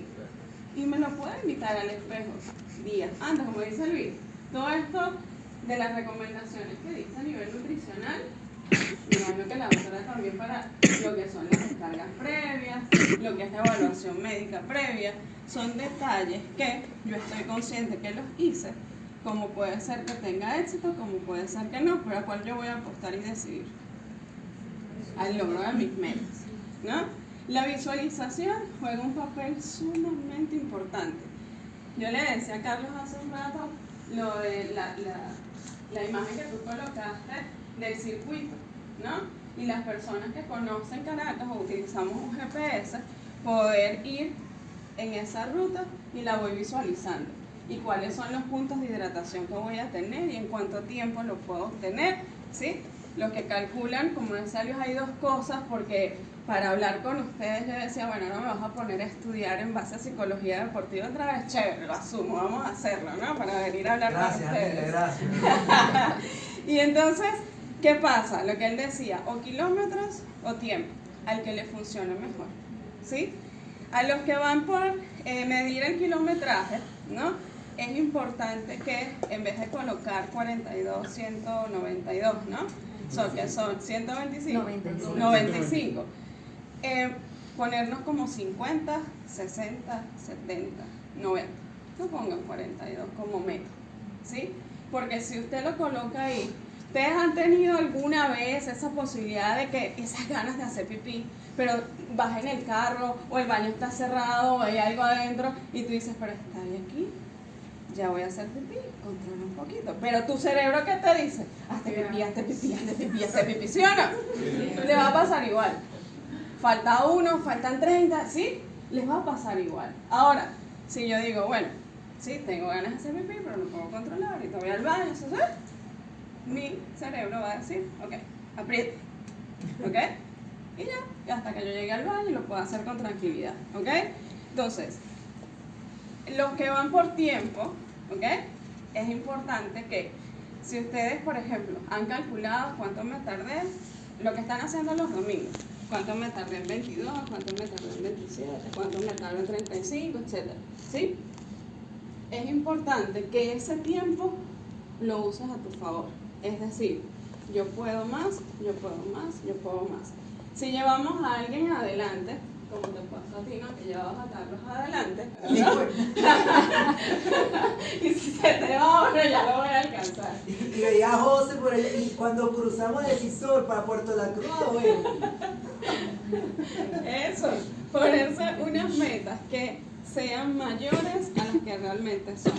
Es engañar aquí, ¿sí? Vamos a propiciar, persuadir lo que es la realidad que usted ya conoce. Eso le va a brindar a usted mayor tranquilidad. Y usted va a poder diseñar ese lenguaje interior para sentirse bien con usted, ¿sí? Si utilizamos GPS o si conocemos Caracas, por dónde van a atravesar cada una de las rutas, esto es sumamente importante. La visualización. los pilotos de Fórmula 1, ¿sí? Ellos, al visualizar las pistas, cierran los ojos y empiezan a respirar, tal cual como que si estuviesen montados en el vehículo y haciendo los cambios con los ojos cerrados. Es un proceso que sí lleva tiempo para entrenar nuestro cerebro a eso, sí es cierto, pero creo que tenemos el tiempo suficiente para visualizarlo y que ustedes puedan memorizar. ¿Qué voy a memorizar? Que del llanito voy para Altamira, que de Altamira voy para los Cabos, voy para el silencio, ¿sí? Memorízalo. Ellos memorizan las curvas, las frenadas, todos los botones que tienen en su volante de conducción, si mueven o no mueven el pie y cómo respiran ante cada movimiento de sus dedos, ¿sí? Es decir, si yo voy en una curva rápida, ellos mantienen el aire y una vez que salen de la curva, sueltan el aire.